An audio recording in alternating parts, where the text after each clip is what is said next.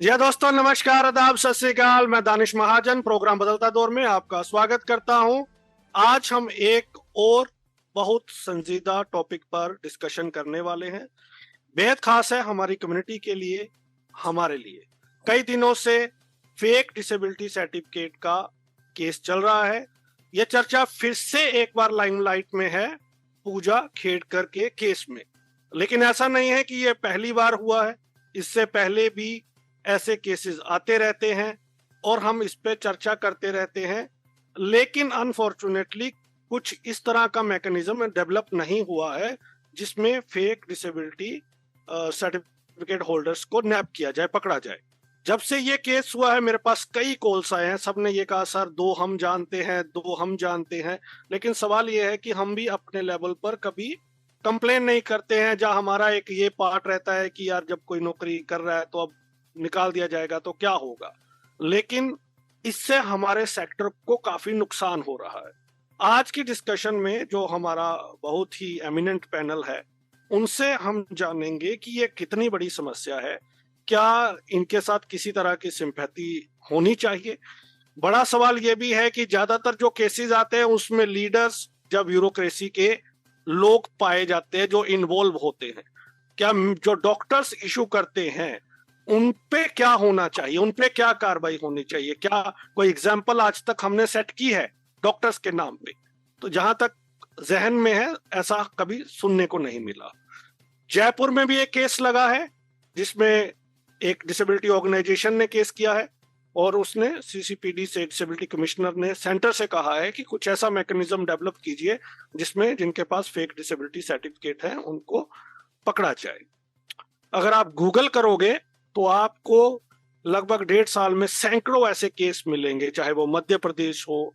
लेकिन बाद में उनपे क्या होता है, क्या वो सस्पेंड होते हैं, वो किसी को नहीं पता है। कोई ऐसा मैकेनिज्म नहीं है, कोई ऐसा डेटा भी नहीं है कि जिससे ये पता चल सके कि हमारे पास कितने लोगों की लिस्ट है जो अभी तक पकड़े गए हैं जिनके पास फेक डिसेबिलिटी सर्टिफिकेट पाया गया है, उनमें से कितने सही निकले हैं, कितने गलत निकले हैं। तो इसी पर आज बात करेंगे। हमारे साथ, जैसे मैंने कहा, कि बहुत ही एमिनेंट पैनल है। हमारे साथ एडवोकेट संजय जैन साहब हैं जो डिसेबिलिटी राइट एक्टिविस्ट हैं, एडवोकेट हैं और प्रोफेसर हैं Indian law school, national law school India Bangalore में। तो बहुत बहुत स्वागत जैन साहब आपका। जी जी, थैंक यू। हमारे साथ अन्नावरम सर हैं जो असिस्टेंट प्रोफेसर हैं सोशियोलॉजी के, डिसेबिलिटी राइट एक्टिविस्ट हैं, हैदराबाद यूनिवर्सिटी में है। और इनके बिना तो हमारी कोई डिस्कशन संभव होती ही नहीं है। अन्नावरम सर बहुत बहुत स्वागत। Thank you very much Danish ji. Subramani sir हैं, जर्नलिस्ट हैं, जाना माना नाम डेक्कन हेराल्ड से। सुब्रमणी सर का भी पर्सपेक्टिव बहुत इंपॉर्टेंट है, इस पे रिपोर्टिंग भी करते हैं। Subramani sir welcome. Thank you very much, Danesh, and it's wonderful to be in the program. Thank you. और मुकेश गुप्ता जी हमारे साथ हैं। इन्होंने एक ही शो मेरे साथ किया था और वो शो बहुत हिट हुआ था हमारा, और बहुत सारे लोगों ने इनका नंबर भी लिया और चाहते कि दोबारा चर्चा में उस पर और डिटेल में बात की जाए रिजर्वेशन प्रमोशन में। बहरहाल आज उनका पर्सपेक्टिव हम जानेंगे। वो जनरल सेक्रेटरी हैं disable people organisation of railway, तो उनसे भी पर्सपेक्टिव जानेंगे। मुकेश जी बहुत बहुत स्वागत। थैंक यू दानिश जी। और थोड़ी देर में मुरलीधरन सर हमें ज्वाइन करेंगे, एनपीआरटी के सेक्रेटरी हैं, उनसे भी बात करेंगे। ज्ञान साहब, सबसे पहले तो आपसे जानना चाहते हैं आपके ओपनिंग कमेंट्स कि ये चर्चा जो पूजा खेड़कर को लेके आई है, अब होगा क्या? क्या एक ही केस आएगा और फिर हम चर्चा करेंगे, फिर रह जाएगा? क्या इस पर ये कितना बड़ा इशू है और क्या मैकेनिज्म हो सकता है? मुझे लगता है कि पूजा खेड़कर का जो मामला है ये पॉलिटिकल ज्यादा है, लीगल कम है, क्योंकि ये कांग्रेस बीजेपी के खींचतान में ये सब हुआ है। अभी तक मैंने महाराष्ट्र के किसी डिसेबिलिटी ऑर्गेनाइजेशन का इंटरवेंशन इस मैटर में नहीं देखा है। और एज दे से कि बीजेपी एक तरह की वॉशिंग मशीन है, और सुनने में ऐसा भी आया है कि the father of the culprit ने ज्वाइन बीजेपी ऑफिशियली। तो इसलिए जब तक इस मैटर को डिसेबिलिटी राइट्स इशू की तरह से नहीं देखा जाएगा, अगर इस मैटर को सिर्फ एक फ्रॉड की तरह से देखा जाएगा तो जैसे बाकी फ्रॉड्स के साथ होता है वैसे इस फ्रॉड के साथ भी हो सकता है। तो मुझे लगता है कि ये हमारा इशू है और इसलिए इस इशू पे हमने आवाज उठानी चाहिए। पॉलिटिशियंस अपने हिसाब से केस को चलाएंगे और अपने हिसाब से केस को बंद करेंगे। बिल्कुल। तो इस पे मैं फिर से आपके पास आऊंगा, आपने इम्पोर्टेंट पॉइंट रेज किया है। पहले ओपनिंग कमेंट्स ले लेते हैं। अन्नावरम सर, आपके ओपनिंग कमेंट। जी, मैं इस केस को इसीलिए महत्वपूर्ण कहना चाहता हूँ, ये यूपीएस के अंडर स्कैनर पे हुआ है। ये मामूली छोटी छोटी ऑर्गेनाइजेशन के अंदर नहीं है। UPS all set the candidate being alleged is selected as an IAS officer. इससे पहले भी बहुत हुआ है, लेकिन ये इसीलिए महत्वपूर्ण बनते हैं कि द हाईएस्ट सिविल रिक्रूटमेंट जो होती है इसी पे आरोप लगाया जा रहा है। नंबर 2, आज की फैक्चुअल पोजीशन ये है, ये पूजा केतकर अब प्रोबेशनरी ऑफिसर है, असिस्टेंट कलेक्टर है, पीडब्ल्यूडी के अंदर रिक्रूट हुई है। लेकिन बात यह है, इनकी सर्टिफिकेट आज तक वेरीफाई नहीं किया गया। 3 बार कोशिश किया गया, हम पेपर में पढ़ते हैं, तीनों बार वो पोस्टपोन की गई है कहीं ना कहीं रिक्वेस्ट करके। एक महत्वपूर्ण बात यह है, वो एमआरआई की जरूरत थी, क्योंकि ये मेंटल इलनेस भी उनका एक डिसेबिलिटी है, अंडर मल्टीपल डिसेबिलिटी पे वो अप्लाई की है। मेंटल इलनेस ने जो यूपीएससी की हॉस्पिटल वेरिफिकेशन की है, वो कहा था भाई आपको एमआरआई जाना है।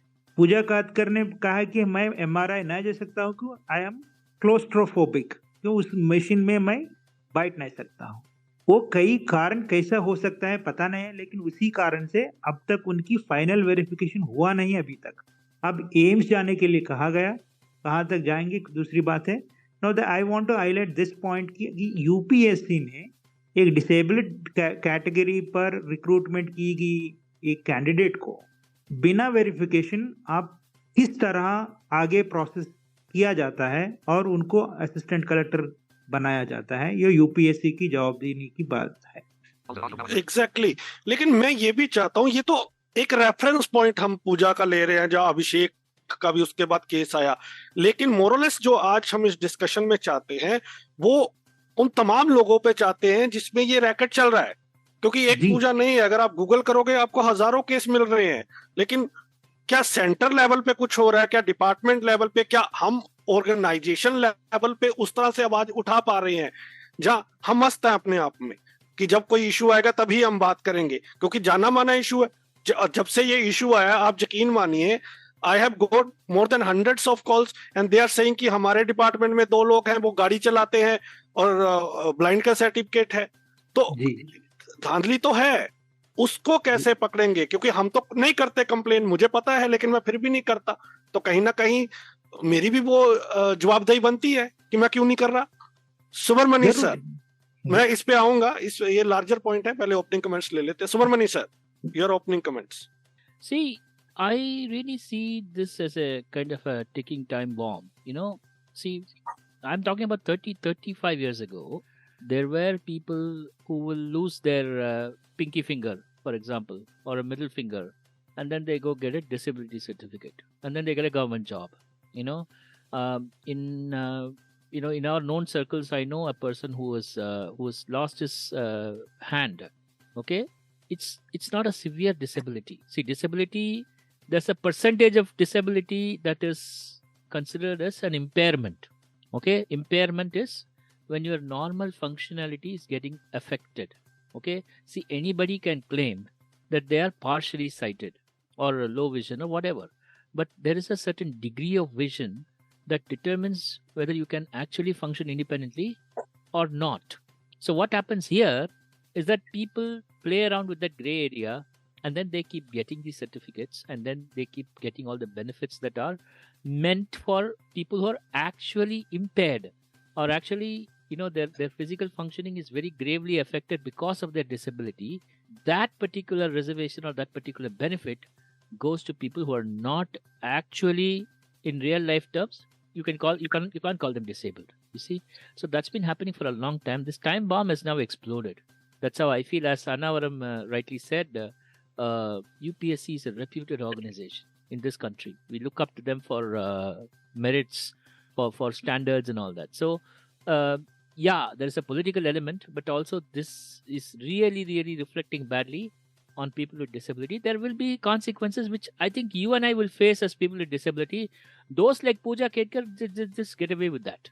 That is the tragedy of the system in this country. So that's my opening comment. मैं चाह रहा था कि कोई यूपीएससी वाला भी आए, तो मैंने 2-4 लोगों से बात भी की, उन्होंने कहा कि नहीं हमें पता है कौन कौन फेक है, हम भी जानते हैं कुछ लोगों को, but we can not speak publicly.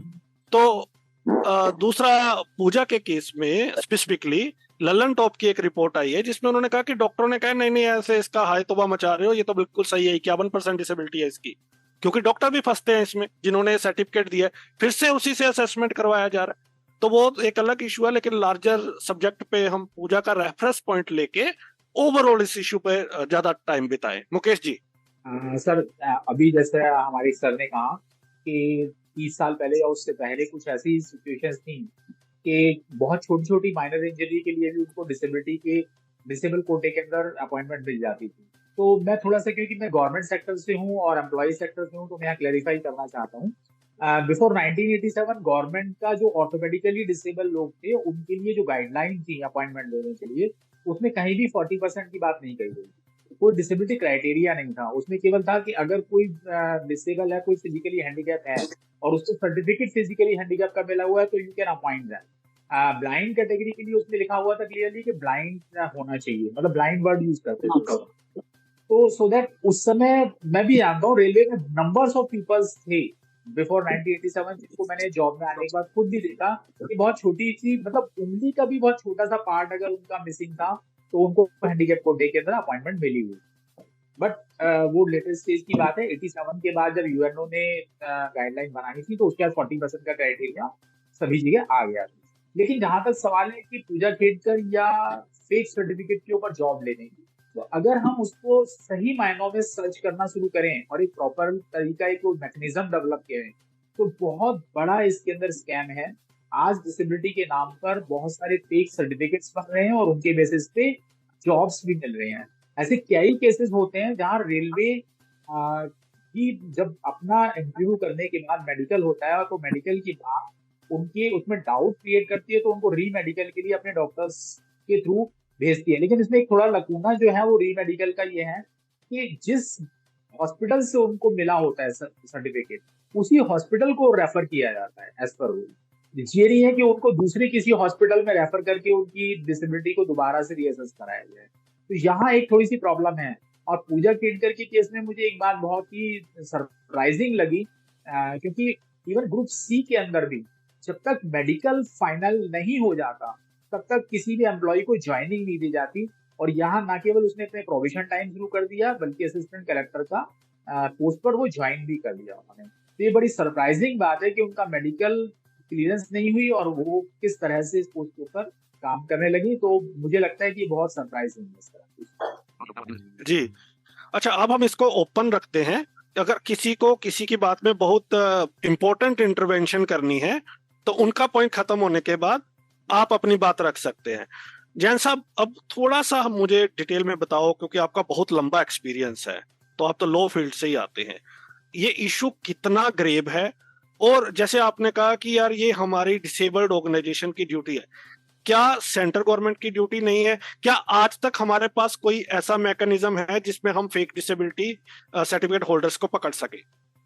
नहीं, बहुत अच्छा सवाल पूछा आपने कि गवर्नमेंट की ड्यूटी है या नहीं। गवर्नमेंट की तो डेफिनेटली ड्यूटी है, लेकिन गवर्नमेंट कैसी ड्यूटी करती है ये बताने की जरूरत नहीं है। आधे से ज्यादा स्टेट में तो सीसी कमिश्नर ऑफ डिसेबिलिटी की अपॉइंटमेंट भी नहीं है। सुप्रीम कोर्ट जोर जोर से बोल रहा है और कुछ नहीं हो रहा है। तो गवर्नमेंट पे तो हम डिपेंड नहीं हो सकते। लेकिन मैं आपको थोड़ा इस केस का बैकग्राउंड बताता हूँ कि ये केस आया कैसे। This is very interesting. ये केस इसलिए नहीं आया कि पूजा खेड़कर ने डिसेबिलिटी फेक सर्टिफिकेट बनाया, वो तो बाद में आया। ये केस इसलिए उभरा क्योंकि वो अपने गाड़ी पे लाल लाइट लगा रही थी और ऑडी में घूम रही थी और स्पेशल केबिन पुणे में उनको मिला था। और although she was on probation, she was behaving like officer on full duty। तो एक्चुअली उसके जो जलवे थे उस जलवों के कारण ये केस बाहर आया और बाद में फिर परत न परत बातें सामने आई। और बातें यहाँ तक सामने आई कि पहले उन्होंने, ये उनका 12वां अटेम्प्ट था एग्जाम देने का, ऐसा नहीं है कि ये पहला अटेम्प्ट है उनका, 12 बार उन्होंने एग्जाम दिया और ये दिस वाज द, और उनको डिसेबिलिटी कोटा में शायद इसलिए आना पड़ा क्योंकि उनके कोटा, बाकी कोटे सब खत्म हो गए थे। जिसका खुद का इनकम 1.5 करोड़ से ज्यादा था एनुअल, उसने नॉन क्रीमिलेयर सर्टिफिकेट बनाया, फेक एड्रेस बनाया, रेशन कार्ड फेक बनाया, और डिसेबिलिटी सर्टिफिकेट फेक बनाया। ये सब चीजें जब हम देखते हैं तो ड्यू डिलीजेंस कहाँ है, मतलब यूपीएससी में तो विश्वास करना ही नहीं, क्योंकि सपोज मैं या आप अगर एक छोटा मोटा कोई इशू उठाए तो हमको 50 पेपर मांगे जाते हैं, और ये लेडी प्रोबेशन ऑफिसर बन गई, ट्रेनिंग ले लिया, 6 बार इसको बुलाया गया, उसके सर्टिफिकेशन वेरिफिकेशन के लिए नहीं गई। अब इसके पीछे भी कारण है, इसका बैकग्राउंड अब देखिए, उसके ग्रैंडफादर आईएएस ऑफिसर है, उसके फादर बहुत बड़े लेवल हाई पोजीशन में महाराष्ट्र में है, उसकी मदर डॉक्टर है या पॉलिटिशियन है। तो this is a big racket, और इसलिए मैं बोल रहा हूँ कि ये इशू, डिसेबिलिटी का इशू बहुत एक्सीडेंटली इसमें है, क्योंकि शायद उसने बहुत सारे दुश्मन पूजा ने बना लिए, और internal rivalry between the officers, क्योंकि जो कलेक्टर थे पुणे के, उसके साथ भी शायद इसने पंगा लिया, तो मिस्टर दिवसे। और अब सुनने में ये भी आया कि दिवसे ने पहले इसकी कंप्लेंट की, अब इसने दिवसे के खिलाफ कंप्लेंट की। तो सवाल तो सुपरफिशियली, मतलब प्राइमा फेसी ब्यूरोक्रेसी इस केस को शायद एक इंटरनल राइवलरी के रूप में भी देख सकती है ऑफिसर्स के बीच में। और सही कहा कि सर्टिफिकेशन तो ठीक है, 51% है डिसेबिलिटी। अब मैं कहना चाहूंगा कि लॉ की पॉइंट ऑफ व्यू से री सर्टिफिकेशन भी एक दुधारी तलवार है, क्योंकि रीसर्टिफिकेशन का सबसे ज्यादा असर पड़ेगा जो रियल डिसेबल्ड है उनके ऊपर। क्योंकि सपोज मैं एक हॉस्पिटल से सर्टिफिकेट लेके जॉब में चला गया, और मुझे जॉब कहा गया डिपार्टमेंट से कि we want to verify you, और उन्होंने अगर मुझे किसी और हॉस्पिटल में भेज दिया, और अगर वहां पे डॉक्टर्स के मन में बायस है, स्टीरियोटाइप्स है, या डॉक्टर्स प्रॉपरली ट्रेंड नहीं है, तो सर्टिफिकेट बदल सकता है, डॉक्टर्स का ओपिनियन बदल सकता है। मैं हमेशा इस बात को कहता रहा हूँ कि ये जो होल सर्टिफिकेशन प्रोसेस है ये फॉल्टी है। डिसेबिलिटी सर्टिफिकेशन सिर्फ डॉक्टर्स को करना ही नहीं चाहिए, क्योंकि हमने अभी मेडिकल मॉडल ऑफ डिसेबिलिटी को छोड़ दिया है। यूएनसीआरपीडी आने के बाद, आरपीडब्ल्यूडी आने के बाद हम सोशल मॉडल ऑफ डिसेबिलिटी की बात करते हैं। तो डिसेबिलिटी बैरियर्स के कारण आती है।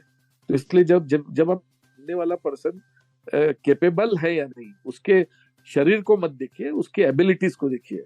अगर पूजा एबल है तो किस बात की क्यों उसको डिसेबिलिटी सर्टिफिकेट है? जो ऑडी में घूम रही है, जो आउटवर्डली एकदम क्लियरली फिट लगती है, तो जो बोर्ड होना चाहिए, सर्टिफिकेशन बोर्ड, उसमें डिसेबिलिटी राइट्स एक्सपर्ट्स होने चाहिए। डॉक्टर्स का डोमिनेशन बोर्ड पे बिल्कुल नहीं होना चाहिए। अभी क्या हो रहा है कि we are ruled by experts, right? जो अमिता धांडा जी कहती है कि भाई पूरा ये डॉक्टर्स का रैकेट है, डॉक्टर्स ने बोल दिया तो आप डिसेबल्ड है, डॉक्टर्स ने बोल दिया तो आप डिसेबल्ड नहीं है। लेकिन डिसेबिलिटी डिटर्मिनेशन ये डॉक्टर्स का काम, अकेले का काम नहीं है, डॉक्टर्स के साथ बाकी फील्ड्स के लोग भी होने चाहिए। और मुझे लगता है कि अगर हम ये केस बहुत बढ़ा, तो जैसे राइटर्स के साथ हो रहा है, राइटर्स की गाइडलाइन, कितनी बार अपने राइटर्स की गाइडलाइन बदली, कितनी बार अपने राइटर, और अब सुनने में कि यूपीएससी फिर से नई राइटर्स की गाइडलाइन बना है। तो आप डिसेबल्ड के पीछे तो बहुत जाते हो, अब डिसेबल्ड को हैरास करने का तो एक भी मौका नहीं छोड़ते। लेकिन पूजा खेड़कर जैसे कल्प्रिट का क्या, जिसकी पहुंच कितनी है, इस बात का अंदाजा हमको लग सकता है कि बिना वेरिफिकेशन के, बिना ड्यू डिलीजेंस के वो बंदी ऑफिस अज्यूम कर लेती है, और just because of the political vendetta या political rivalry, by chance, by accident, उसका केस सामने आता है। तो मुझे अभी भी लगता है कि हमको ओनरशिप लेनी चाहिए इस केस की। This case is a case of disability fraud. This case should not be treated as a misuse, abuse of power. अभी महाराष्ट्र मीडिया उसको पूरा अब्यूज ऑफ पावर की तरह देख रहा है। डिसेबिलिटी तो अब आया है, तो ओनरशिप लेके और ड्यू डिलीजेंस, और इसके लिए जो एक्सपर्ट बॉडी होनी चाहिए, उसमें डिसेबल लोग होने चाहिए जिनको अनुभव है एडमिनिस्ट्रेशन का, ऐसे लोग होने चाहिए। अब इंटरव्यू कमेटी देख लीजिए यूपीएससी की, उसमें कितने डिसेबल रहते हैं, तो इनको क्या मालूम है डिसेबिलिटी के बारे में, right? जी, तो ये तो हुई बात कि ये होना चाहिए मेडिकल मॉडल से, लेकिन अभी एग्जिस्टिंग मॉडल जो है, मतलब आपकी बात तो सही है, लेकिन अभी तो एग्जिस्टिंग मॉडल पे ही हमें चलना पड़ेगा, क्योंकि अभी चेंजेस कब आएंगे कब नहीं। अन्नावरम सर, अब रीसर्टिफिकेशन की इन्होंने बड़ी इंपॉर्टेंट बात की।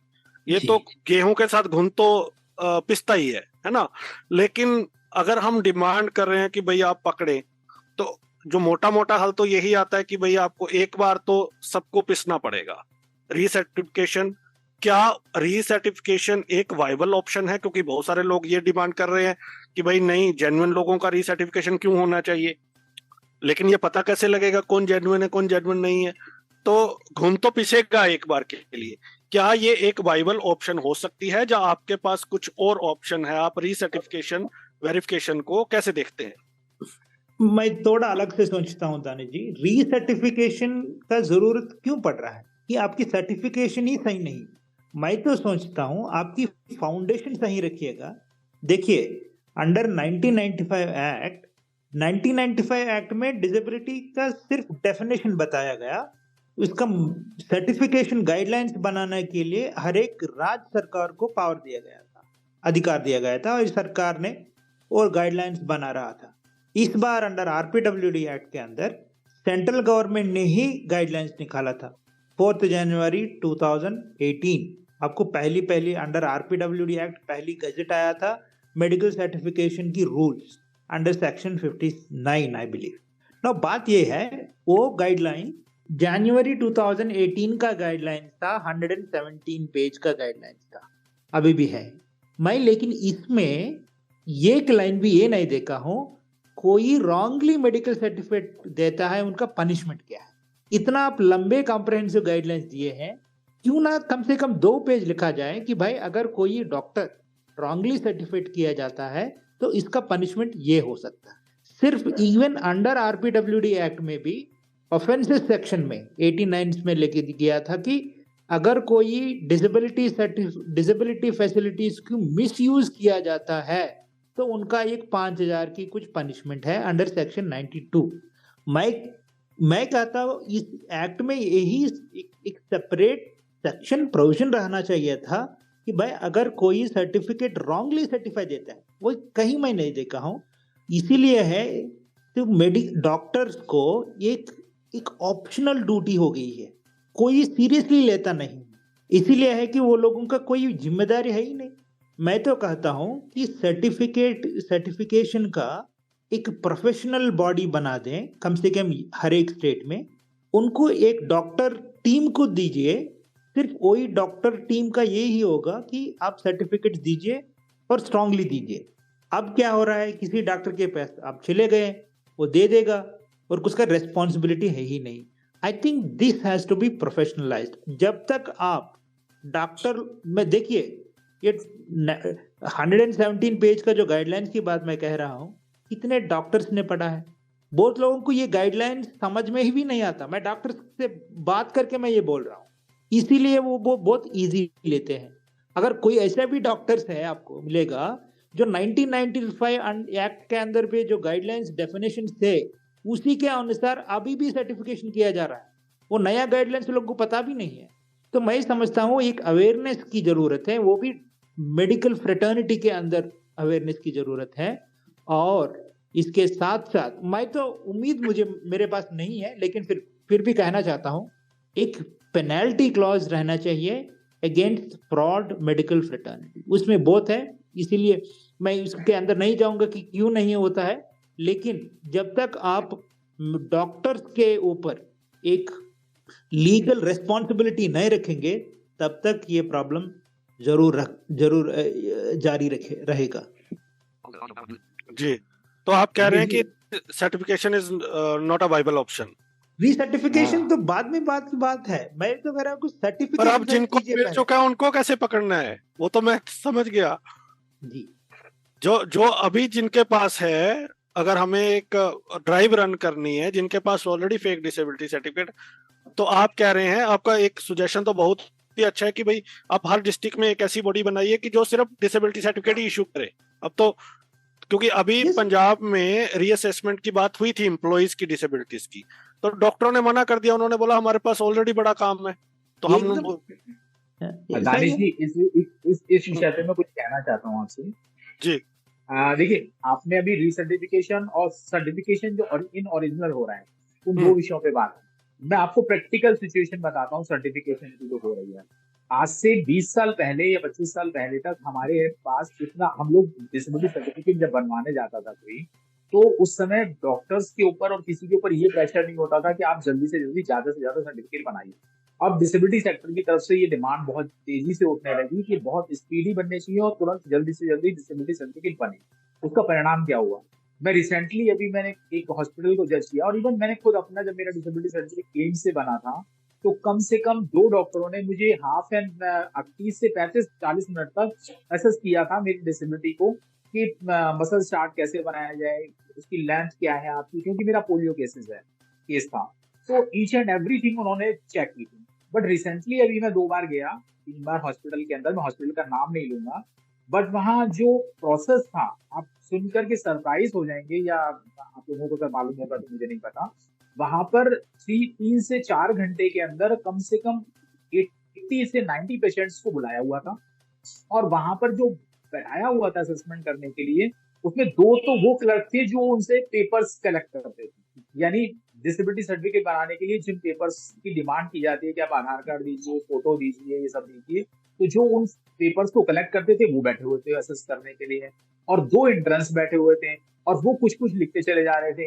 वहां मेन डॉक्टर बिल्कुल भी नहीं था, ना किसी आदमी का मसल चार्ट वहां पर हो रहा था, ना वहां पर किसी का मेजरमेंट ढंग से किया जा रहा था, ना वहां पर कुछ खास इस तरह की जा रही थी। तो इसका मतलब क्या हुआ कि वो पेपर्स के ऊपर जो लिख लेते थे वो उस हिसाब से सर्टिफिकेट बना दिया करते थे।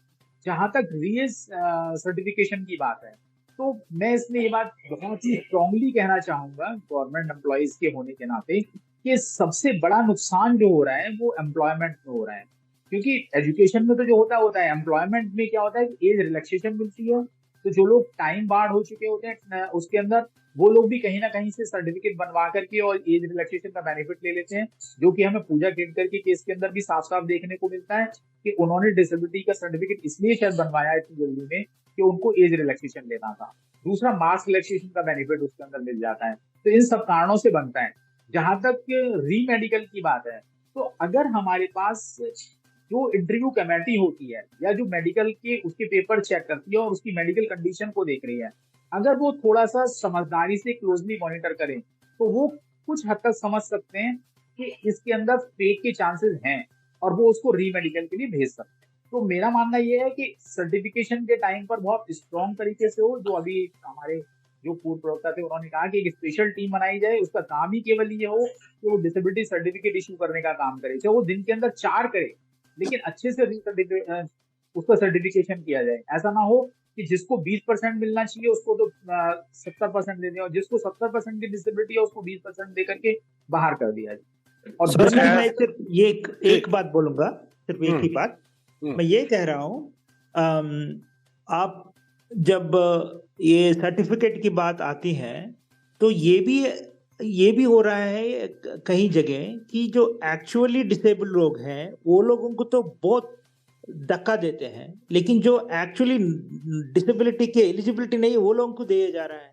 तो इसीलिए मैं कह रहा था कि भाई एक प्रोफेशनल बॉडी की जरूरत है, तभी आप ये लोगों को हम पकड़ पाएंगे। आई think this is the best solution. बिल्कुल एक प्रोफेशनल जिसका काम ही ये हो, जैसे मुकेश जी ने कहा, आपने कहा कि आप वही सर्टिफिकेट ही वो वेरीफाई करेगी प्रॉपर असेसमेंट करके, क्योंकि at the end of the day तो नुकसान हमारी कम्युनिटी का ही हो रहा है ना। जो डिसेबल नहीं है वो हमारी नौकरियां ले रहे हैं, फिर हम कहते हैं यार हमें लोगों को तो नौकरियां नहीं मिलती। जी, लेकिन अब ये एक अच्छा सवाल पूछे हैं हम लोगों से कोई जवाब नहीं दे हैं कि अब क्या करना है। मुझे लगता है कि as per the limited legal provision एक है, आपको कहीं लगता है कोई नॉन डिसेबल्ड है, डिसेबिलिटी बेनिफिट को मिसयूज कर रहा है, या नॉन एम्प्लॉयमेंट हो या एजुकेशन हो, मुझे तो एक ही तरीका लगता है कि under section 92 of the RPWD act state commissioner को या सीसीपीडी को एक एप्लीकेशन दिया जाए कि ये बंदा डिसेबिलिटी फैसिलिटीज को मिसयूज कर रहे हैं। यही ब्रॉड है। आई थिंक पूजा केटकर की केस में भी सीसीपीडी ने, आप देखा होगा, 4 दिन से पहले एक नोटिस भेजी है यूपीएससी को, आप क्या कर रहे हैं। वो लोग भी यही रूट लिए हैं, सेक्शन 92 की डिसेबिलिटी का मिसयूज हो रहा है। नहीं, मैं आना चाहूंगा यहाँ पे दानिश जी। सीसीपीडी को नोटिस देने की क्या जरूरत है? सीसीपीडी डायरेक्टली केस डाल सकता है पूजा, डाल सकता क्यों था। नहीं डाला? और मैं फिर से आपको कह रहा हूँ कि let's not generalise the debate, right. ये डिबेट सर्टिफिकेशन का इतना ज्यादा नहीं है जितना ज्यादा ये डिबेट यूपीएससी में धांधली का है। क्योंकि मैं आपको बहुत सीरियसली बता रहा हूँ कि यूपीएससी में बायस है डिसेबल्ड के प्रति। अभी भी आप अगर रिजर्वेशन देखेंगे तो ब्लाइंड और ऑर्थोपेडिकल और बाकी लोगों के लिए कम सीट्स है, और मुझे तो ये समझ भी नहीं आता ये कैसे पॉसिबल है। और सेरिब्रल पॉलिसी और बाकी लोगों के लिए ज्यादा सीट्स है, और पूजा ने मल्टीपल डिसेबिलिटी क्लेम करके उसी चीज को एक्सप्लॉइट किया। तो मेरे ख्याल से कुछ it's not equal distribution of seats presently, ये कैसे पॉसिबल है? तो यूपीएससी का नजरिया डिसेबल्ड के प्रति कैसा है? अगर आप देखेंगे विकास कुमार केस में, तो माधवी दीवान आर्ग्यू कर रही थी गवर्नमेंट की तरफ से कि डिसेबल्ड लोग चीट करते हैं, इसलिए हम लोगों को हम राइटर यूपीएससी को राइटर देना चाहिए। तो चंद्रचूड़ साहब ने बहुत झाड़ा था उनको कि आप क्या बात कर रहे हो कि चीटिंग तो सभी करते हैं। तो मेरे ख्याल से ये मैटर इतना सीरियस है पूजा खेड़कर का कि ये मैटर प्रेसिडेंट ऑफ इंडिया के पास जाना चाहिए और यूपीएससी के चेयरपर्सन को इम्पीच करना चाहिए, क्योंकि without involvement of UPSC members ये लड़की यहाँ तक पहुंच ही नहीं सकती। क्योंकि आपको मालूम होगा कि यूपीएससी में जब आपका सिलेक्शन होता है उसके बाद आपको 100-150 पेज का एक पूरा फॉर्म भरना पड़ता है, और रॉ की तरफ से ड्यू डिलीजेंस होता है। दुनिया भर की एजेंसीज आपके क्रेडेंशियल्स की एग्जामिनेशन करती है। तो इन सब से ये लड़की कैसे निकल गई? तो आप यकीन मानिए ये बहुत हाई लेवल का करप्शन एपिसोड है, और इसलिए मेरे ख्याल से इसको ज्यादा जनरलाइज नहीं करना चाहिए, पूजा खेड़कर का मैटर बनाना चाहिए। क्योंकि हम अगर इसको ज्यादा जनरलाइज करेंगे तो नुकसान पूरी कम्युनिटी का होगा। पूजा तो निकल जाएगी लेकिन नुकसान पूरी कम्युनिटी का होगा। तो मेरे ख्याल से सर्टिफिकेशन एक अलग चीज है। और अनावरण जी ने बोला कि गवर्नमेंट ऑफ इंडिया को पावर है, अभी पार्लियामेंट को, if you read the law he is right, लेकिन what is the reality? This is a total fraud in my opinion. लिखा है वो तो संजय सर है ही है, लेकिन सवाल ये है ना, जी मैं 2 मिनट में मेरा पॉइंट, आप बोलिए कि लॉ कहता है कि पार्लियामेंट ने गाइडलाइन निकाले, पार्लियामेंट के गाइडलाइन मतलब पार्लियामेंट के गाइडेंस के अंदर सर्टिफिकेशन होना चाहिए। सिर्फ पेपर पे लिखा है पार्लियामेंट के गाइडेंस के अंदर, लेकिन अन्नामरन जी ने ये भी बहुत ठीक कहा कि गाइडेंस का किसका है? डॉक्टर्स को, किसी का नहीं है। मन माना गाइडेंस है, जिसको जो लगता है वैसे वो करता है। तो कागज पे तो लिखा है कि भाई हाईएस्ट लेवल पे पार्लियामेंट ने गाइडलाइंस बनाई, लेकिन गाइडलाइंस कुछ गिने चुने एक्सपर्ट ने बनाई, वो दिल्ली से गाइडलाइन बनी। Whether they are sensitive to local conditions, ये भी एक सोचने वाली बात है। और जिसको जो फॉर्मेट में सर्टिफिकेट देने की इच्छा होती है उस फॉर्मेट में लोग दे रहे हैं, और गवर्नमेंट ने इसको बहुत बड़ा पॉलिटिकल इशू बना दिया है कि भाई नहीं, डिसेबल्ड लोगों को घर पे जाके सर्टिफिकेट दो, डिसेबल्ड लोगों को ज्यादा तकलीफ मत दो। अब ये जो पॉपुलिज्म आया है इसके कारण क्या हुआ कि फेक लोग सर्टिफिकेट ले रहे हैं। और आप कहते हैं एम्प्लॉयमेंट, एजुकेशन, आप बोलते हो कि ठीक है एजुकेशन में फर्क नहीं पड़ता, बहुत फर्क पड़ता है। मैं देख रहा हूँ लॉ स्कूल में 2 साल से, मेरे पास ओपिनियन के लिए केसेस आती है, इनविजिबल डिसेबिलिटीज के सर्टिफिकेशन इतना ज्यादा बढ़ गया है कि सब सीट्स आजकल एजुकेशन इंस्टीट्यूशन में mostly majority of the seats are taken up by in people with invisible disability, और वो 2-2, 3-3 दिन के अंदर सर्टिफिकेट लेके आ गए। तो सर्टिफिकेशन एक अलग मैटर है, और यूपीएससी का जो फ्रॉड है, करप्शन है, वो एक अलग मैटर है। तो मेरे ख्याल से इस केस को हमको सर्टिफिकेशन से थोड़ा अलग रख के, यूपीएससी क्या कर रहा है, यूपीएससी के नाक के नीचे ये क्यों हुआ, और एक तरफ यूपीएससी इतना ब्लेम करता रहता है डिसेबल को, लेटेस्ट एग्जांपल राइटर्स का गाइडलाइन, और दूसरी तरफ आपके एक तरफ आप हमको ब्लेम करते हो, दूसरी तरफ आपके नाक के नीचे से विदाउट सर्टिफिकेशन एक लड़की ऑफिसर बन जाती है। तो मेरे ख्याल से let's not allow this case to be hijacked by general issue, right? उससे हमारा नुकसान हुआ, कम्युनिटी का नुकसान हुआ। नहीं वो वी आर कंप्लीटली एग्री, लेकिन at the same time issue की जड़ तो वही है ना, यूपीएससी तो है ही है, लेकिन आप मेडिकल अथॉरिटी को कैसे डिस्काउंट कर दोगे? जहां बहुत सारे लोगों ने मुझे ये बताया और मैंने देखा भी है, जो एक आंख से ब्लाइंड है, वन आई ब्लाइंड, उसको 30% का सर्टिफिकेशन मिलता है, लेकिन लोग क्या कहते हैं हमारी एक आंख की प्रॉब्लम है और दूसरी आंख में नहीं, थोड़ी सी लेकिन प्रॉब्लम है। दानिश जी वो बात सही है, लेकिन यहाँ पे वो बात आती नहीं ना। अरे यूपीएससी की प्रोसेस फेल है, हाँ यूपीएससी फेल ने है अपना बिल्कुल। काम ही नहीं किया, राइट? सर्टिफिकेट तो बात की बात है, आपने ड्यू डिलिजेंस क्यों नहीं किया? तो आपने ड्यू डिलिजेंस क्यों नहीं किया? आपने उसको अलाउ कैसे किया ट्रेनिंग, जब 6 बार आपने बुलाया? उसमें no, तो no, हम Jain sir- आपके साथ एग्रीमेंट के साथ है, वो यार Jain sir, I'll tell you something. I'll tell you Huh. something.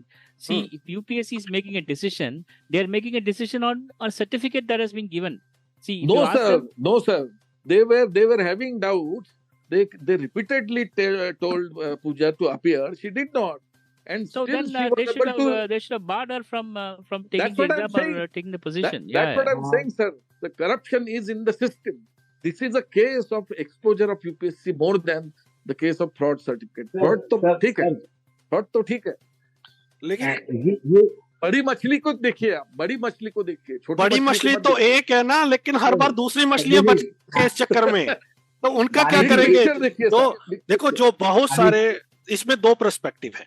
एक आपकी बात तो बिल्कुल सही है कि यूपीएस को तो खींचना ही चाहिए, जो भी आपकी डिमांड है उनको, चेयरमैन को इम्पीच करो। जब आप देखिए सीसीबीटी क्यों लेकिन- नोटिस भेजता है, नोटिस क्यों भेजता है सीसीबीटी को क्या प्रॉब्लम है केस डालने में? पर इसका CCBD के साथ क्या power नहीं है दूसरा क्या? पर्सपेक्टिव ये भी तो है ना जैन साहब, जो बाकी फेक डिसेबिलिटी होल्डर है वो तो यही चाहेंगे कि आप एक केस को हाईलाइट करो, हम फिर निकल जाएं।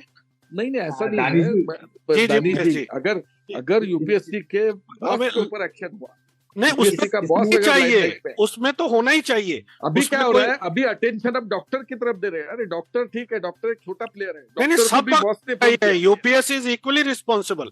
टोटली मोर बिल्कुल। Then doctor UPSC is responsible. बिल्कुल जी। अगर मैं थोड़ा सा मुकेश जैन जी, साहब अगर- थोड़ा मैं इसीलिए ये डॉक्टर के हम कहना पड़ रहा है कि रूट कॉज आपकी सर्टिफिकेट है। देखिए आप पूजा ने 3 बार डिसेबिलिटी कैटेगरी के अंदर अप्लाई की है, 3 बार तीनों डिफरेंट एप्लीकेशन रखी है, पूरा वैलिड सर्टिफिकेट। इस बार ही ये मल्टीपल डिसेबिलिटी के अंदर की है, क्योंकि मल्टीपल डिसेबिलिटी के अंदर आईएएस की पोस्ट थी। तो पिछली बार जो की थी और विजुअल और सेरेब्रल पॉलिसी की थी, और ऐसे ही मतलब 3 बार अप्लाई किए थे अंडर डिसेबिलिटी कैटेगरी, तीनों बार तीनों डिफरेंट सर्टिफिकेट्स। हम ये पूछना चाहते हैं ये सर्टिफिकेट कहाँ से आया? और यूपीएससी ने इसको इंक्वायर क्यों नहीं किया? उसको सर, कैसे मैं- एडमिशन काट दिया? जरूर है, जरूर यूपीएससी की है, सर, लेकिन सर, हम सर, रूट इसके कॉज अंदर मुकेश जी या हाँ सर सॉरी मैं इंटरप्ट कर रहा हूँ, बट एक बहुत इंपॉर्टेंट चीज को हम बार बार बोल रहे हैं। हम बेशक पूजा खेड़कर एक आईएएस ऑफिसर था, और मैं समझता हूँ कि ये बहुत अच्छा हुआ। मैं इसको जो अभी ये बात हो रही थी कि ये पॉलिटिकल वो था इसलिए हाईलाइट हो गया, मैं कह रहा हूँ ये हमें एक गोल्डन अपॉर्चुनिटी की तरह से ग्रैब करना चाहिए। हम केवल Exactly. एक केस की बात कर रहे हैं, हम केवल एक केस की बात करे चले जा रहे हैं लगातार। मैं सवाल ये उठाता हूँ कि मेरे साथ बहुत सारे ऐसे साथी हैं, रेलवे के अंदर हमारे बहुत सारे साथी हैं जो लगातार कहते हैं कि सर फलाना आदमी है और उसके पास निश्चित रूप से फेक सर्टिफिकेट है, क्योंकि उसकी प्रॉब्लम ये है और इस तरह से, जबकि वो बिहेव ही नहीं करता। बहुत सारे केसेस हैं, और मैं आपको उससे भी बड़ा उदाहरण बताता हूँ। हम केवल एक आईएएस ऑफिसर के पीछे लगे हुए हैं। अगर हम ग्रुप सी में देखें, जो मैक्सिमम नंबर ऑफ जॉब्स आती हैं वो ग्रुप सी में आती है। ग्रुप सी के अंदर का मैं आपको सिनेरियो बताता हूँ। 2018 रेलवे का नोटिफिकेशन सबको याद होगा, जिसके अंदर कोर्ट के ऑर्डर के बाद 4% रिजर्वेशन दिया गया था, री नोटिफाई किया गया, वैकेंसियां चेंज की गई, और रातों रात 1% वैकेंसी मल्टीपल डिसेबिलिटी को दे दी गई रिजल्ट निकलने के बाद। और बहुत ही इंटरेस्टिंगली, जहां मल्टीपल डिसेबिलिटी के एक भी आदमी ने अप्लाई नहीं किया था रेलवे की उस जॉब्स के लिए, कोई भी एप्लीकेशन नहीं थी, उसके बाद वो तुरंत निकल के आने लगे सर्टिफिकेट वहां पर। मैं सवाल ये है कि 2016 में एक्ट बना, मल्टीपल डिसेबिलिटी का जो रिजर्वेशन आया वो 2016 में आया, नोटिफाई ही 2017 में हुआ था एक्ट हमारा, 19 अप्रैल 2017 को। तो और हमारी रिजर्वेशन उसमें नहीं था, उसके बावजूद लोगों के सर्टिफिकेट मतलब दिनों के अंदर बन करके आ गए। तो सवाल ये उठता है कि हम वहां क्या कर रहे हैं। तो मेरा तो मानना ये है, मैं उस बात के ऊपर बहुत कॉन्स्टेंटली हम लोग काम कर रहे हैं अपनी एसोसिएशन के थ्रू कि हम इसको 2-3 तरीके से उठाएंगे। नंबर 1, तो मेरे हिसाब से मुझे लगता है कि इसके अंदर गवर्नमेंट को या डीओपीटी को हमें प्रेशराइज करना चाहिए और हम अपनी एसोसिएशन की तरफ से लिखेंगे निश्चित रूप से कि इसमें कुछ सर्विस रूल चेंज किए जाए। उसमें क्या करना चाहिए, मैं थोड़ा सा सजेशन हिंट के तौर पे देता हूँ। नंबर 1, अगर रिक्रूटमेंट के स्टेज पर कहीं पर कोई पकड़ा जाता है फेक डिसेबिलिटी सर्टिफिकेट के लिए, तो एटलीस्ट उसको 5 ईयर के लिए किसी भी एग्जाम में, एंट्रेंस एग्जाम देने के लिए कंप्लीटली बैन कर दिया जाए, कम से कम 5 साल के लिए, अगर वो पकड़ा जाता है। सर्विस में आने के बाद अगर वो पकड़ा जाता है तो उसको टर्मिनेट किया जाए और फ्यूचर में वो कहीं भी 5 साल तक कम से कम एग्जाम ना दे। और इसी तरीके से प्रमोशन के टाइम पर अगर वो पकड़ा, किसी भी स्टेज पे पकड़ा जाता है तो उसके खिलाफ बहुत स्ट्रिक्ट एक्शन होना चाहिए। इसी तरीके से डॉक्टर्स के लिए हेल्थ मिनिस्ट्री को ये प्रोविजन लाना चाहिए कि अगर कोई फेक सर्टिफिकेट इशू होता है, चाहे वो रीजन कुछ भी हो, प्रेशर के अंदर उसने ज्यादा किया हो या वर्कलोड बहुत ज्यादा होने के कारण किया हो। वर्कलोड ज्यादा होने का मतलब ये नहीं है कि आप जबरदस्ती करेंगे और आप फेक सर्टिफिकेट, या जिनको कहें कि अनजाने में ही सही आपने गलत परसेंटेज देकर के निकाल दिया, तो आपने एक डिसेबिलिटी सेक्टर को नुकसान तो पहुंचाया, एक जेन्युइन आदमी के अधिकार का तो हनन कर दिया। तो एटलीस्ट उनकी जो डिग्री है वो कम से कम 2 साल 5 साल के लिए बैन कर दी। तो ये ना, इसमें किसी को डिस्काउंट नहीं दिया। दोनों संजय सर भी बिल्कुल सही कह रहे हैं, अन्नावरम सर और शुभम, आप चारों जो हैं सही कह रहे हैं। अगर हम सिर्फ एक केस पे फोकस करेंगे, डॉक्टर भी यही चाहेंगे कि आपका फोकस उधर ही रहे, हम बच जाएं, और जिनके पास फेक सर्टिफिकेट है वो भी यही चाहेंगे कि ये चर्चा का विषय बने ना। और यूपीएससी तो इधर दूसरी तरफ यूपीएससी यही चाह रहे हैं कि इसको डाइवर्ट किया जाए और हम बच जाएं। तो क्योंकि अब ये इस लेवल पे आया है मीडिया में, तो this is the high time कि हमें इन तीनों के ऊपर ही बात करनी चाहिए, चाहे वो अपॉइंटेड अथॉरिटी हो कि आपने बिना एग्जामिनेशन के कैसे करवा दिया भाई, दूसरा डॉक्टर कि आपने किस बेस पे ये धड़ाधड़ सर्टिफिकेट बांट रहे हैं आप।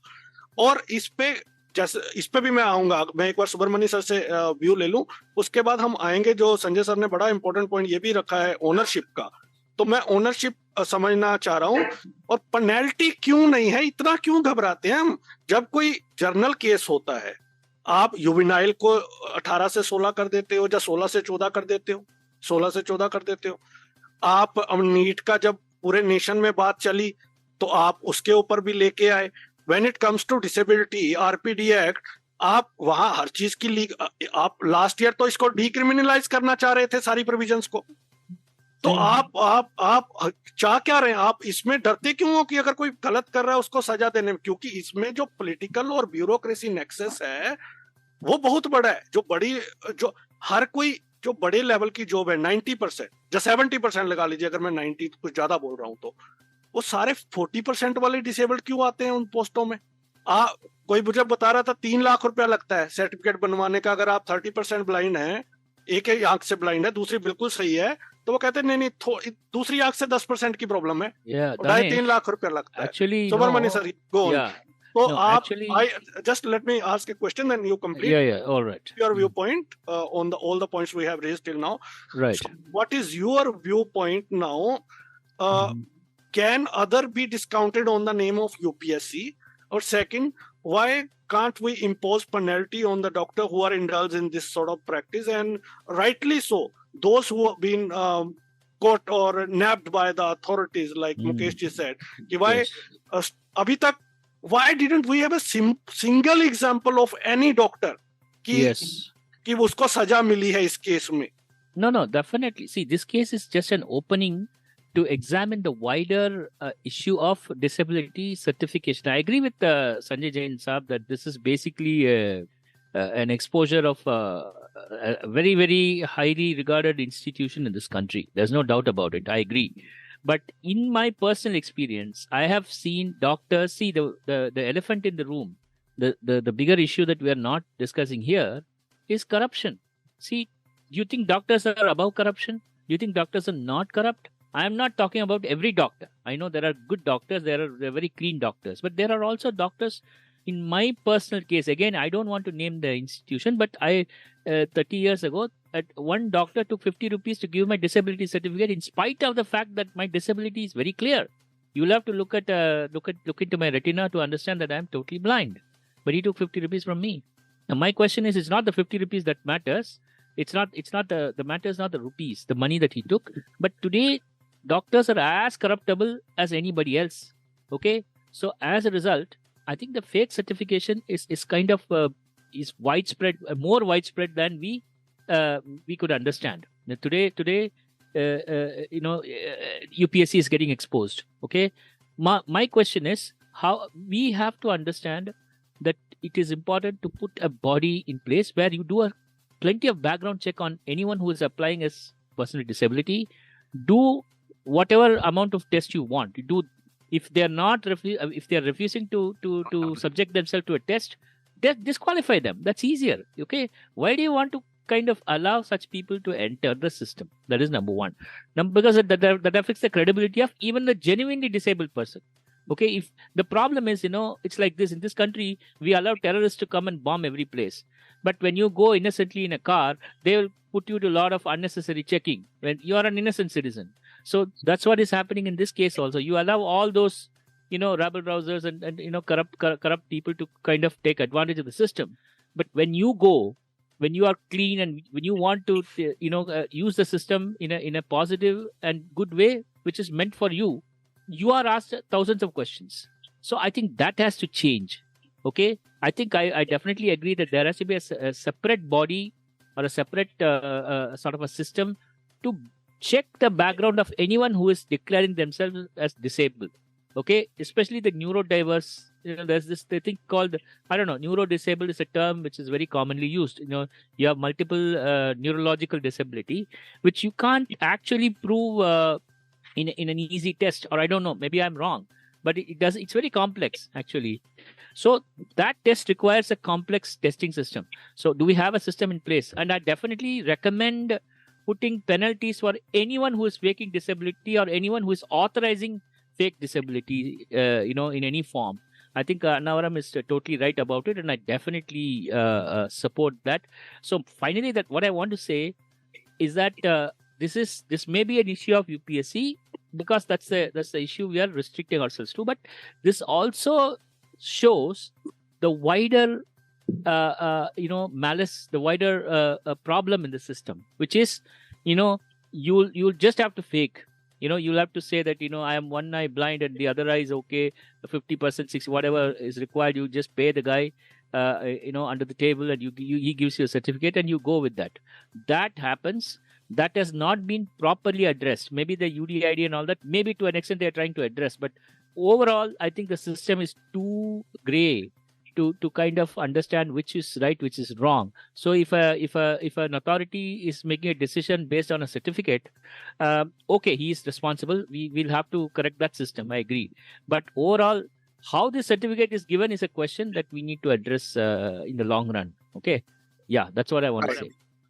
संजय सर, अब आप बताएं कि जब आप डिसेबिलिटी ओनरशिप की बात कहते हैं, जो आपको बात रखनी है वो तो रखें ही, जो डिसेबिलिटी ओनरशिप से आपका क्या कहना है और डिपार्टमेंट से आप क्या एक्सपेक्ट करते हैं, किस तरह की ड्राइव रन की जा सकती है, इसको कैसे कर्टेल? क्योंकि अन्नावरम सर ने एक बात कही कि आप 92 में फाइल कीजिए, बट फाइल तो कोई नहीं करता ना, क्योंकि सबको डर लगता कि मैं क्यों करूं, और पता तो सबको है। जैसे इनडायरेक्टली आप यकीन मानिए, मेरे पास 100 से ज्यादा कॉल्स हुई हैं पूजा के केस के बाद, जिसमें हर कोई ये कह रहा है सर हमारे डिपार्टमेंट में है, इसका सर्टिफिकेट बना है, ये गाड़ी चलाता है लेकिन ब्लाइंड का सर्टिफिकेट है, घूमता है, पहाड़ों में गाड़ी चलाता है। आईएएस वाले कह रहे हैं हम जानते हैं नाम लेके, लेकिन हम पब्लिकली नहीं बोलेंगे, तो कोई तो वो डालता ही नहीं है, क्योंकि अब उसके पीछे मुझे नहीं पता क्या रीजन है। तो इस ओनरशिप का बताएं, डिपार्टमेंट को क्या करना चाहिए, और आपको क्या लगता है ओवरऑल क्या करना चाहिए? जी, मैं 2-3 चीजें कहना चाहूंगा। पहली बात तो ये है कि elephant in the room is not doctors. I disagree. Elephant in the room is the bogus guidelines, because guidelines are not objective. और जिसको क्रिमिनल लॉ मालूम है वो मेरी बात से एग्री करेगा कि किसी को पेनल्टी देने के लिए आपको प्रूव करना पड़ता है, यू नीड एविडेंस। और ये गाइडलाइंस इतनी बकवास है कि इस गाइडलाइंस में आपको पकड़ ही नहीं सकते। There is a lot of possibilities of subjective opinions. So let's not blame the doctors, because blaming the doctors is also harming our own opportunities. क्योंकि अगर आप डॉक्टर्स के ऊपर ओवर फोकस करेंगे तो डॉक्टर्स ऑलरेडी आपको आनाकानी करते हैं सर्टिफिकेट देने में, और फिर नुक्स निकालेंगे। तो problem is not necessarily with doctors, problem is with the guidelines, क्योंकि guidelines are ambiguous, guidelines are deeply problematic, और बेंचमार्क डिसेबिलिटी की जो डेफिनेशन है वो बहुत एकदम बकवास डेफिनेशन है, कहाँ से लेके आया गॉड नोस, क्योंकि वो परसेंटेज की भी बात करते हैं, विदाउट परसेंटेज की भी बात करते हैं. तो the problem is with the guide, problem is not much with doctors, it may be with doctors but it is more with. जो दूसरी बात है कि डिपार्टमेंट को क्या करना चाहिए, तो डिपार्टमेंट को गाइडलाइंस इंप्रूव करनी चाहिए. दुनिया भर में क्या हो रहा है, दुनिया भर में सर्टिफिकेशन प्रोसेसेस किस टाइप की है, उसकी स्टडी करनी चाहिए. Without studying the certification processes around the world आप अचानक कुछ तो भी लेके आते हैं. और most of the guidelines pre 2016 की है, जो आपने कॉपी पेस्ट की है 2018 में. इसलिए गाइडलाइंस में बहुत प्रॉब्लम्स है. गाइडलाइंस को आपको रिकंसिडर करना चाहिए, गाइडलाइंस को आपको रीथिंक करना चाहिए. और मेन पावर कहाँ है आपके पास सर्टिफिकेशन के लिए? सही कहा मुकेश जी ने कि कौन देखता है, कौन काम करता है, मेन पावर कहाँ है. और मैं इस बात के भी बहुत खिलाफ हूँ कि स्पेशल बॉडी बननी चाहिए. अरे क्या क्या स्पेशल लेंगे, मेन स्ट्रीम की जिम्मेदारी है हमको रिहेबिलिटेट करना, क्योंकि उन्होंने हमको बाहर किया है समाज से. उल्टा स्पेशलाइज बॉडी तैयार करके आप हम we are digging our own grave, क्योंकि पहले स्पेशलाइज बॉडी थी, पहले सिविल सर्जन ही देता था सर्टिफिकेट, और कितने धक्के खाने पड़ते थे सर्टिफिकेट के लिए, सबको मालूम है. Why special body? जो रिस्पॉन्सिबल पोजीशन पे है उनको ईमानदारी से सर्टिफिकेट देना चाहिए. क्यों स्पेशल बॉडी? बाकी लोगों को क्या स्पेशल बॉडी देती है क्या कि डिसेबल्ड को स्पेशल बॉडी दे? अब सवाल है ओनरशिप का. तो ओनरशिप की बात मैं इसलिए कहता हूँ कि we have to own our issues, right. ये इशू हमने डिसोन कर दिया है. महाराष्ट्र के डिसेबिलिटी सेक्टर ने इस इशू को डिसोन कर दिया क्योंकि महाराष्ट्र का डिसेबिलिटी सेक्टर टोटली इनएक्टिव है. मैंने टीवी चैनल पे या मोस्टली बहुत कम, मतलब मैंने तो सुना ही नहीं कि किसी मेजर डिसेबिलिटी राइट्स ऑर्गेनाइजेशन ने इस बारे में कुछ कहा हो. तो मुझे लगता है कि let's not blame, it's not a blame game, right. It's doctors को ब्लेम करके हम हेडलाइन बना लेंगे, लेकिन let's see the big picture. Problem is with the guidelines. Problem is with the deeply flawed due diligence system of UPSC and deep prejudice for the disabled. बिल्कुल. आप यकीन मानिए अगर इस केस को हमने ठीक से फोकस नहीं, और ये केस और एक चीज के लिए और इंटरेस्टिंग है. See, Khedkar is now the IAS officer on probation. She is not, so she is part of the system. उसको constitutional protection है.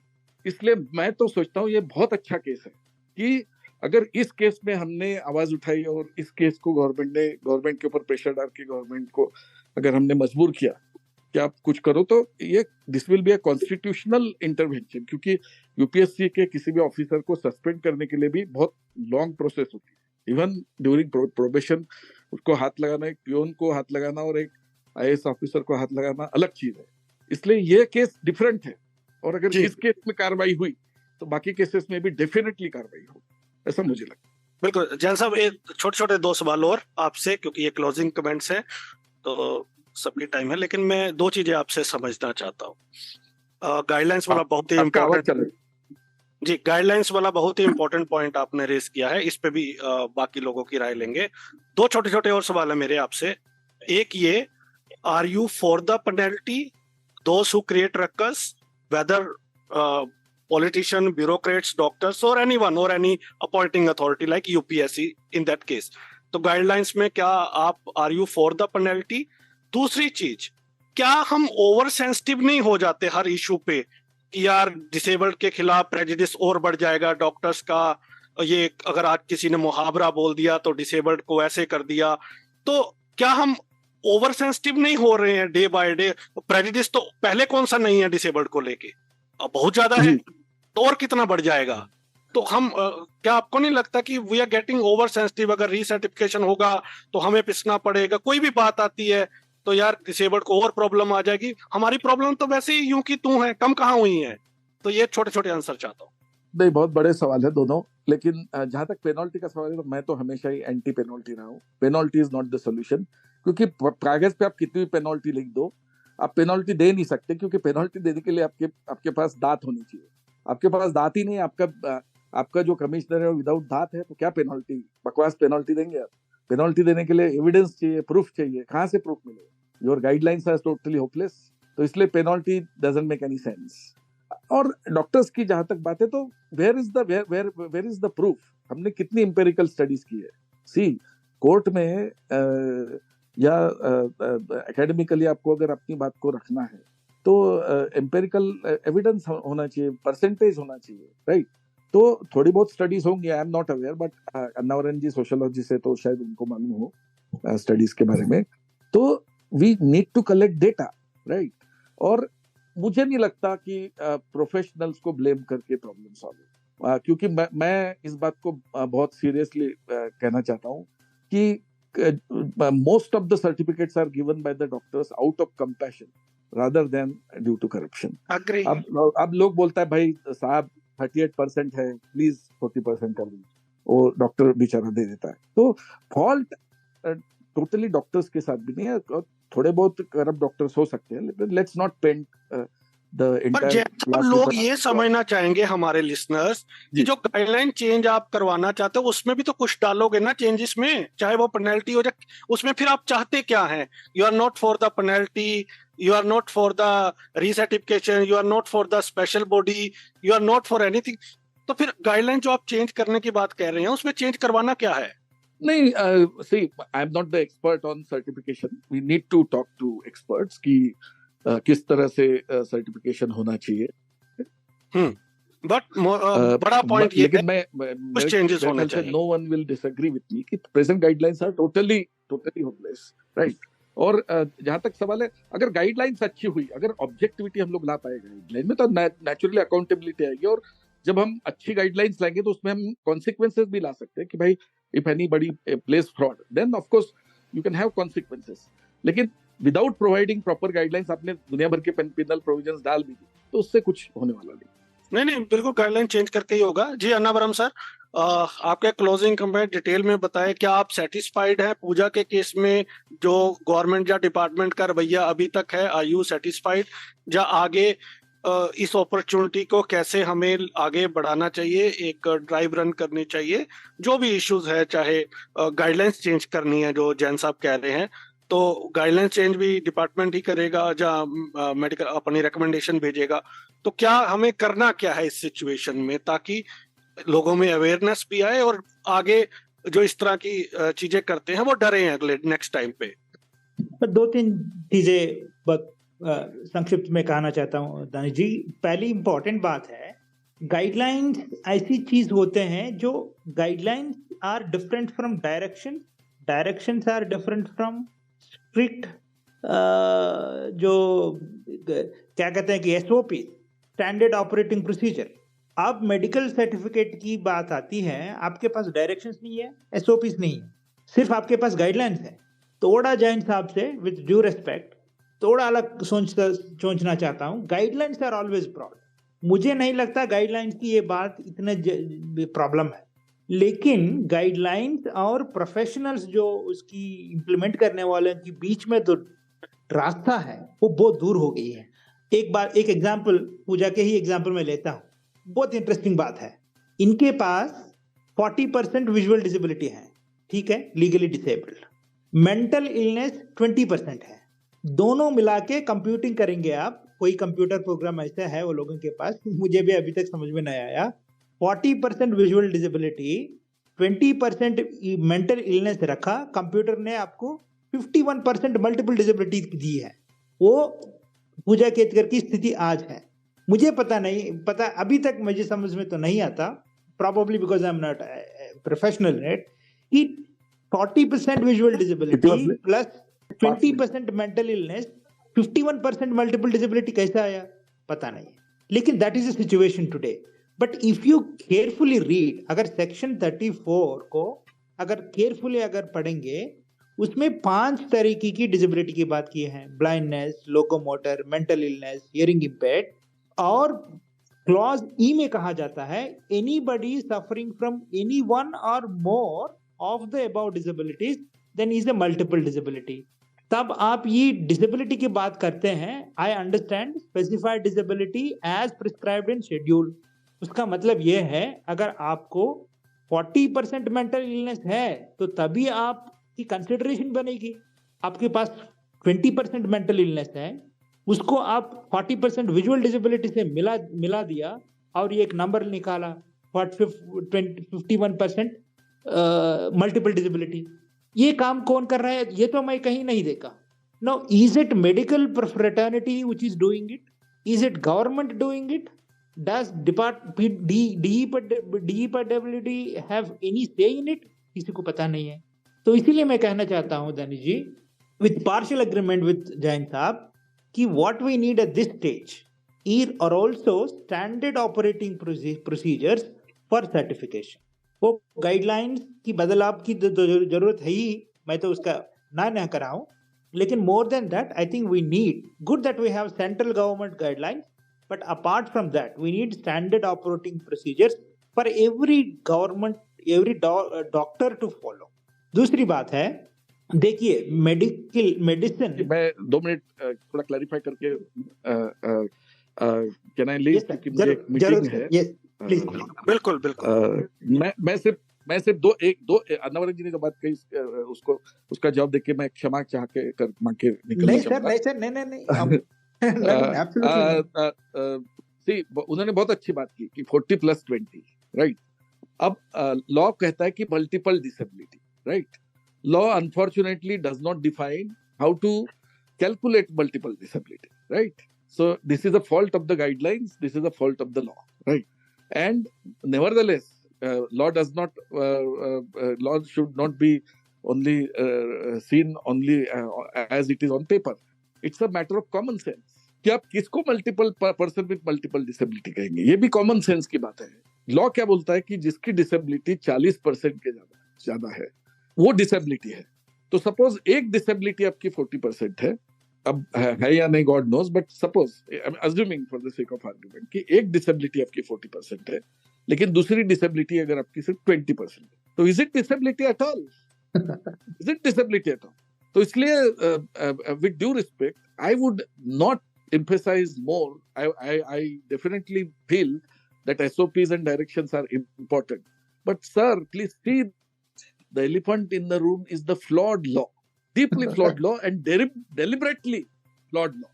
This clause have been left in the law deliberately to benefit a few people.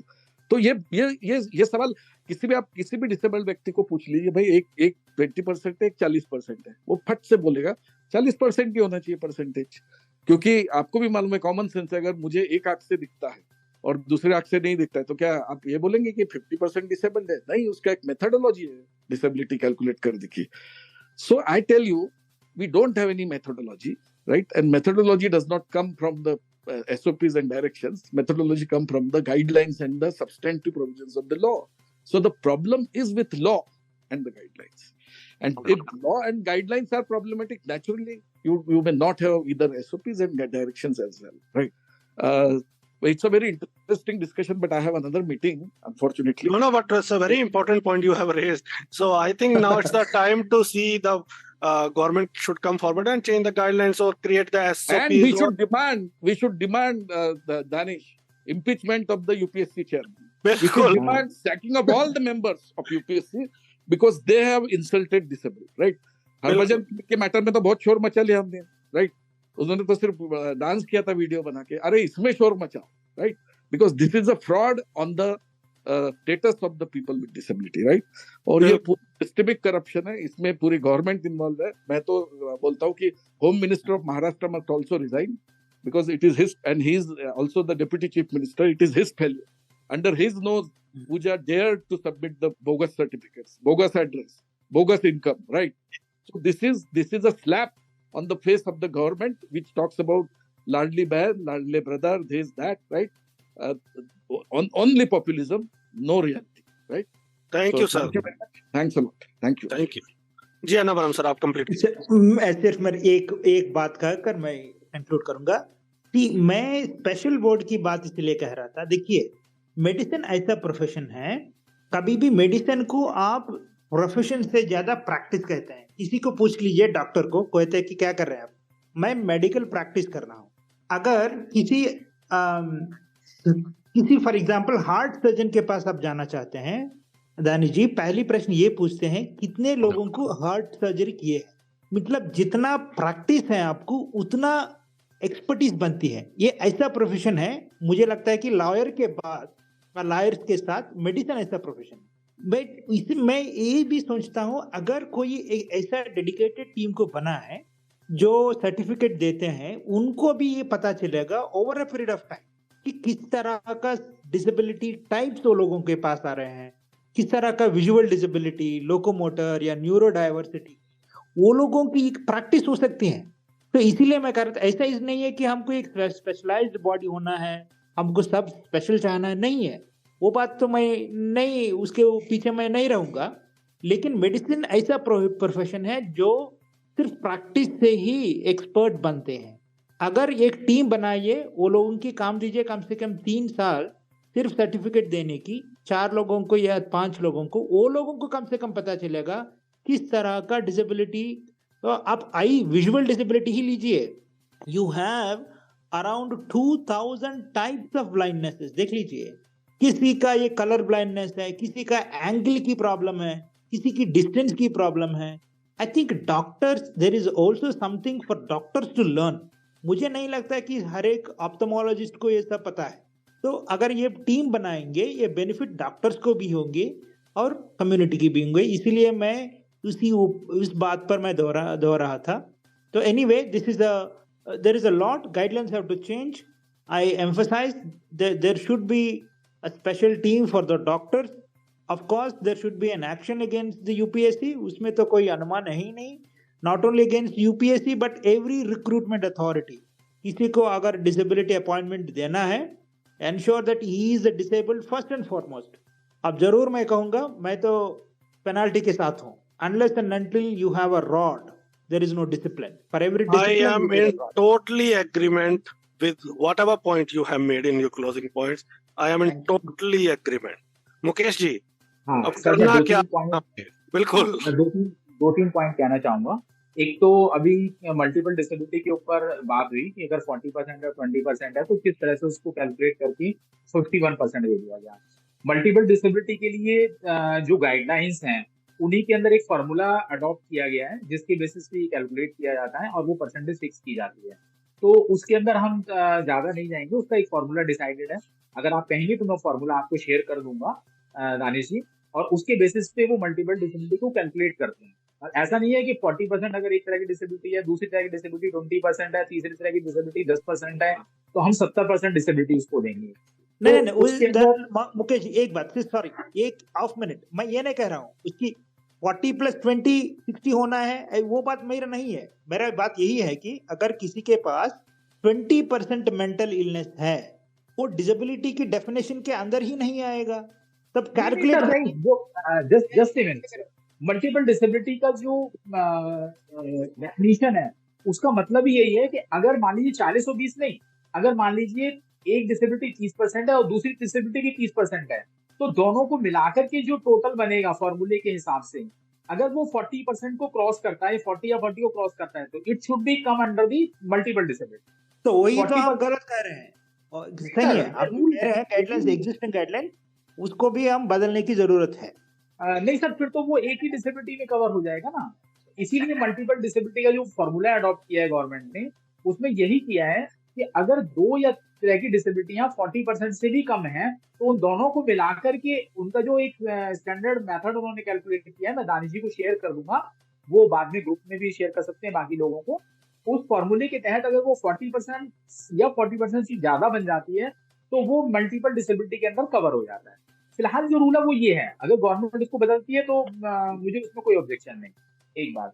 दूसरी बात ये कि जो specialise मैंने भी कहा था कि पैनल बनना चाहिए, उसका मतलब ये नहीं था कि कोई स्पेशल डॉक्टर क्रिएट किए जाएंगे। मेरा मतलब केवल ये था दानिश जी कि हम लोग कुछ फाउंडेशंस में बंधे हुए हैं रेलवे एम्प्लॉइज, लेकिन अगर कोई एनजीओ इस बात को देखना चाहे, वो किसी एक हॉस्पिटल को एक सैंपल सर्वे के तौर पे ले ले, पिछले 1 साल के अंदर उन्होंने जितने डिसेबिलिटी सर्टिफिकेट इशू किए हैं और जितना टाइम उनको दिया गया इशू करने में, अगर उसकी कैलकुलेशन करें तो मुझे लगता है कि 2 मिनट के अंदर उन्होंने एक डिसेबिलिटी सर्टिफिकेट इशू कर दिया होगा। क्योंकि मैंने खुद हॉस्पिटल के अंदर 2-3 दिन जाकर के देखा था कि उतनी कितनी बड़ी संख्या में लोगों को बुलाते हैं और उन लोगों का वो मिनटों के अंदर मतलब डिस्पोजल कर देते हैं। तो क्या इतनी देर के अंदर डिसेबिलिटी सर्टिफिकेट के लिए एक्सेस किया जा सकता है, असेसमेंट किया जा सकता है? कभी नहीं किया जा सकता। तो मतलब केवल ये था कि 2-3 डॉक्टर को फिक्स कर दिया जाए कि भाई ये 3 डॉक्टर डेली केवल यही काम करेंगे। जैसे फीवर देखने के लिए होता है कि भाई फीवर देखने के लिए ये डॉक्टर है, यही देखेंगे, तो उस तरीके से किया जाए। दूसरी बात ये हैवी पेनल्टी क्लॉज होना चाहिए डॉक्टर्स के ऊपर भी, चाहे वो अनजाने में कर दें। अनजाने में करने का मतलब भी मैं हमेशा ये बात कहता हूँ कि अगर कोई मर्डर कर दे और वो कोर्ट में जाकर के कहे कि मुझे नहीं पता था कि मर्डर की जो सजा है वो फांसी तक हो सकती है, तो उसका इसका मतलब ये नहीं है कि उसको छूट दे दी जाएगी सजा देने से। सिमिलरली यहाँ पर है, अगर उसने अनजाने में गलती करी या केयरलेस करने में गलती की कि मैंने अपनी जगह अपने क्लर्कों को बैठा दिया कि भाई तुम देखो और जो तुम बना के लाओगे मैं साइन कर दूंगा, सो दैट आपने गवर्नमेंट ड्यूटीज को केयरलेस आप रहे, आपने अपनी जो गवर्नमेंट ड्यूटीज थी उनको पूरा नहीं किया, तो आपको पनिशमेंट निश्चित रूप से होना चाहिए। नंबर तीसरी बात, जो लोग ज्वाइनिंग की स्टेज पे आ जाते हैं गवर्नमेंट सर्विस में, एटलीस्ट उनका, क्योंकि मैं पिछले 10-12 साल से ही देख रहा हूँ, 10-15 साल से, कि जो सर्टिफिकेशन की प्रॉब्लम ज्यादा आनी शुरू हुई है, जिसमें फेक सर्टिफिकेट आने शुरू हुए हैं, वो पिछले 10-15 साल से ज्यादा आने शुरू हुए हैं। उससे पहले जब 40% का क्राइटेरिया नहीं था तो एक अलग इशू था, लेकिन 40% का क्राइटेरिया आने के बाद काफी समय बीच का ऐसा था जिसके अंदर फेक सर्टिफिकेट की उतनी ज्यादा संख्या नहीं थी, लेकिन अब दोबारा से आने लगे हैं। जैसे दानिश जी ने बार बार रिपीटेडली कहा कि कई लोग ये बात कहते हैं कि भाई वो कार चला लेता है और वो ये कर लेता है, ऐसे बहुत सारे केसेस हम लोगों की नजर में आते हैं। तो वो सब चीजें हैं, तो अगर उनको जब एक बार ज्वाइनिंग कराने की बात आती है तो उससे पहले उसका रीसर्टिफिकेशन एक बार जरूर कराना चाहिए, और वो डिफरेंट मेडिकल अथॉरिटी से कराना चाहिए, जिसमें वो पहले करा के आए हैं उससे नहीं कराना चाहिए। और तीसरी बात सबसे महत्वपूर्ण, कि उनके ऊपर पनिशमेंट क्लॉज होना चाहिए और कैश पनिशमेंट भी उनके ऊपर निश्चित रूप से होना चाहिए। ये मेरा फाइनली इसके अंदर बोलना है। बिल्कुल। और आप देखोगे कई लोगों के मतलब एक 2 3 4 5 नहीं है, 40 की 40 ही मिलेंगे आपको। 40% के ही डिसेबल्ड है वो 45 नहीं होगा, 50 नहीं होगा, एग्जैक्ट 40 ही होगा वो, एग्जैक्ट 40। हाँ, ऐसे कैसे भाई? जिसको 40 का चाहिए सिर्फ 40 का ही है, 90 मान लिया, 80 मान लिया, 55 मान लिया, इतनी बड़ी नंबर। क्या ये कोइंसिडेंट है कि सिर्फ उनका 40 ही असेस होता है हर बार? Subramani sir, your closing comments, please. No, mine's very simple. I think Annavaram ji has spoken. I think I agree largely with everything he says. See, my point is about penalty. See, don't look at penalty as a punishment. Penalty is basically fixing responsibility. The point here is you don't know who you fix. Where do you fix the responsibility in the prevailing system? Okay. I agree about the doctors also. If you go to the hospital today, some person examines you and then he just gives you a certificate. We don't know, if that person is going to continue there or not. We don't know. So there has to be somebody who is in charge of, testing people with disability, or, do specifically that as a task, so that you can kind of identify that person when there's a problem in the certification process. And I think that is definitely an important thing. Fixing responsibility is all about penalizing people unless they are held responsible in a legal way, or in a legal way. They don't understand what is responsibility. That's the thing that I want to say. Thank you. बिल्कुल। मेरा जो इस पूरी discussion का सार यही है कि हमें ये किसी को भी इस समय डिस्काउंट नहीं करना चाहिए कि सिर्फ हम अगर यूपीएससी को ही दोहराएं और डॉक्टरों को छोड़ दें, या जो लोग कल्प्रेट हैं या यूपीएससी को छोड़ दें, तो सभी को हमें this is the high time कि अब हमें आवाज उठानी चाहिए सेक्टर की ओर से, और जो कल्प्रेट हैं उनको पेनल्टी मिलनी चाहिए। लातों के भूत बातों से नहीं मानते। और ठीक है, हम सभी डॉक्टर को तो नहीं कह रहे हैं, जो इशू करते हैं या जो फेक इशू करते हैं हम उन्हीं की बात कर रहे हैं। अब वो तो किडनियां भी बेची जा रही हैं, रोज किडनियों का एक रैकेट पकड़ा जा रहा है। तो प्रॉब्लम करप्शन की बहुत बड़ी है, और जब तक आप पेनल्टी फिक्स नहीं करोगे तब तक बात बनेगी नहीं, मेरे हिसाब से, मेरी लिमिटेड नॉलेज के हिसाब से। और स्पेशलाइज्ड बोर्ड का होना बहुत जरूरी है, क्योंकि हमारे पास बहुत सारे डॉक्टर्स अभी अवेयर नहीं है गाइडलाइंस को लेके और असेसमेंट के तरीकों से। तो बहुत ही इंपॉर्टेंट पॉइंट आप सभी ने रखे। Thank you so much, it was enlightening. बहुत सारी चीजें हमेशा की तरह सीखने को मिली, और उम्मीद है कि हम ओपनली इन चीजों को रखेंगे, और जहां हमें पता चलता है कि कोई फेक डिसेबिलिटी सर्टिफिकेट को ले रहा है, जो अब्यूज कर रहा है इन प्रैक्टिसेस को, तो उनके खिलाफ सजा मिले और डिपार्टमेंट को और विजिलेंट होना चाहिए और इन तमाम सजेशंस पर काम करना चाहिए। नहीं तो हमारे हक दूसरे लोग लेते रहेंगे। हमारी जो सिचुएशन 25 साल पहले थी वो आगे भी ऐसी रहेगी। Thank you so much everyone for joining. Thank you very much, Danish. तो लिसनर्स, अगले सप्ताह मुलाकात होगी एक और डिस्कशन में। बात करेंगे किसी और टॉपिक पर। दीजिए इजाजत। सुनते रहिए radio Udaan flight of life. Bye bye. Thank you once again for listening, for being a part of this show.